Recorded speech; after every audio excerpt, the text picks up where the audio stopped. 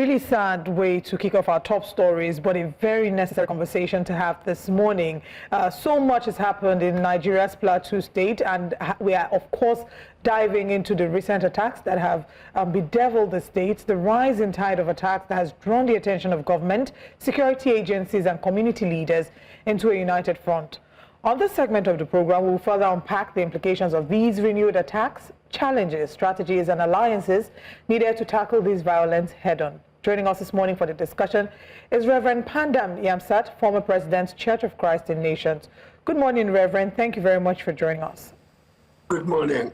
Good morning. Right. I think the first thing to say would be to extend our thoughts and our prayers to the people on the Plateau, our condolences for all the lives that have been lost in the most recent times. How would you say that these attacks, the ones that have happened over the past years, and even the most recent attacks, how would you say it has impacted the people on the Plateau, psychologically, emotionally, and otherwise? It has impacted our people a great deal, and people have been demoralized because of these attacks. As if we have no government, as if we have no army, as if we have no police to bring to an end this problem that has been bedeviling us on the Plateau. Over 20 years ago, 2001, and the thing has been going from bad to worse. Now displacing people from their inherited farmlands and communities. It is depressing. It has been very depressing indeed that the army cannot quell down this. The police cannot quell down this. As if we have no, as if there is no, as if it is a state of anarchy. Right. I mean, and now we are in. The rains have begun, and the terrorists have taken on their arms again against the communities. Now, it is very depressing. Now, Reverend, what roles would you say the government at both the state and federal level has played in addressing this state of insecurity that you said has been reoccurring since 2001? What's your assessment of the government's response in all these years? The assessment is that it is as if they have failed. But our army is a well-respected army, not only in this country, but outside this country. When they are outside, quelling crisis outside this country, they do very well. When the police are outside this country, quelling crisis in other countries, they do very well. But in our country, it appears they cannot quell the crisis in our own country. Why? That is the question we're asking. And they are all over the place. Right. Showing to the world that they are able to do it, but then they don't do it. It is not that they are incapable. It is not that our army is incapable. It is not that our police are incapable. Something is wrong somewhere.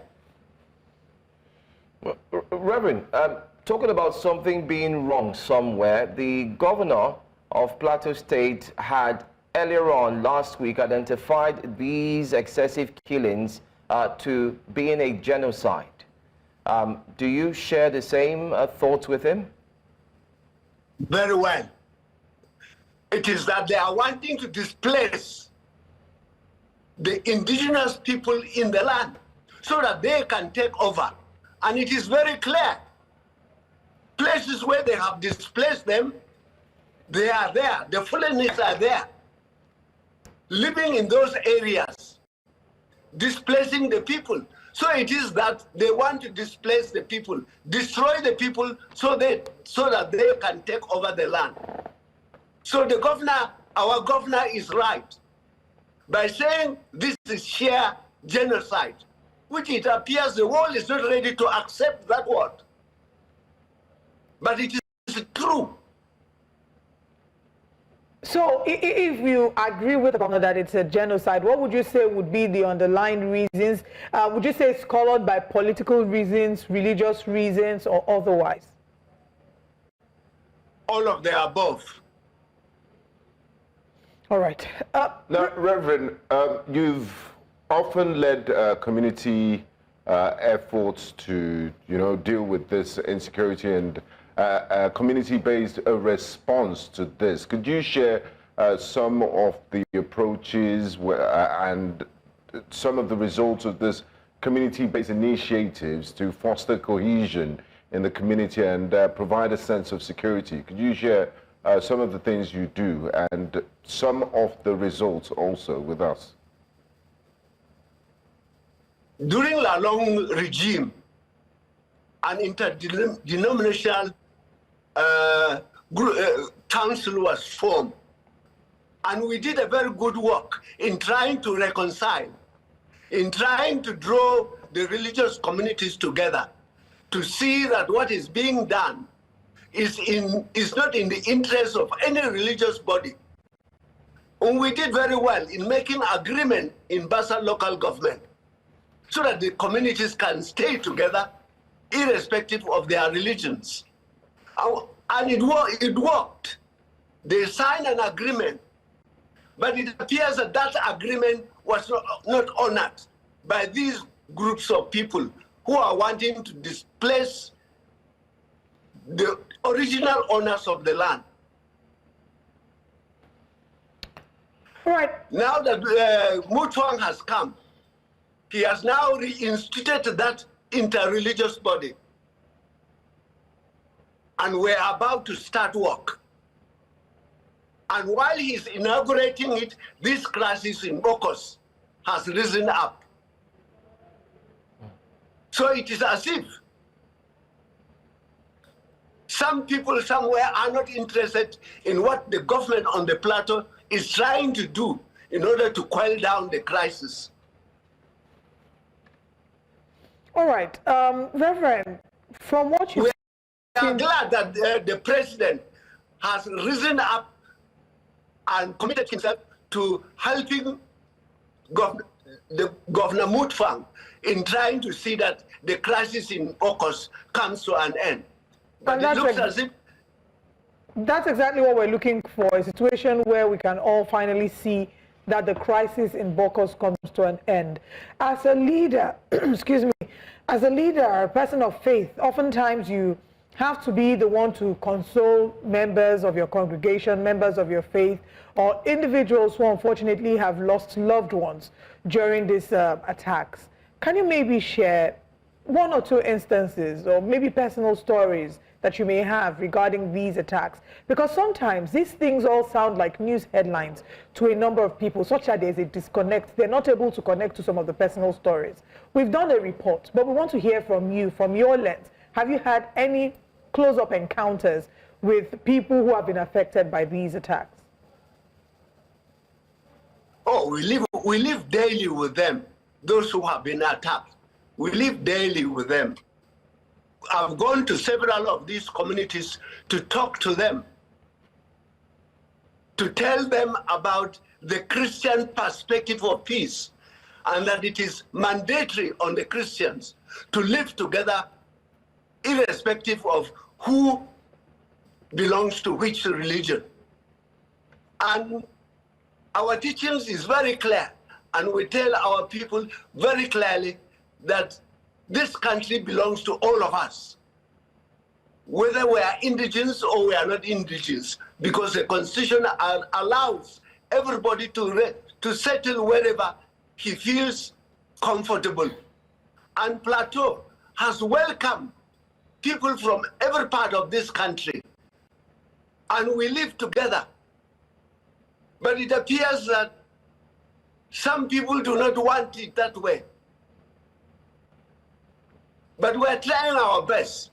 Right now, we have asked, as a co-chairman of the Interreligious Council, now inaugurated by Governor Mutfwang, have asked the JNI to discuss with his own people, the members that are Muslims, discuss with them what is the way forward as far as Islam is concerned.